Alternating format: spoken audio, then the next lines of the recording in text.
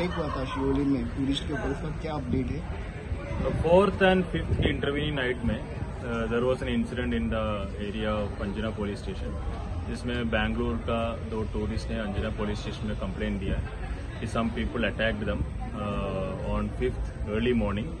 तो इसमें Anjuna police station has registered an FIR under relevant sections of law, और initially FIR में जो नाम थे उन लोगों को अरेस्ट किया है। And after that yesterday also two more people who are involved in the case were also arrested. तो पुलिस को भी कुछ अरेस्ट हुआ है, कुछ सस्पेंड किया है? जो इनिशियली जो कॉल में जो अलॉटेड जो ड्यूटी ऑफिसर थे, जिसको एक्शन लेना था, ये actually didn't perform the action immediately. तो prima facie there was an omission on his act, तो इसलिए we have suspended one officer, one head constable rank officer को हमने सस्पेंड किया। And we are inquiring into the issue also. Incident क्या था? Tourist को क्यों मारा था? क्या था?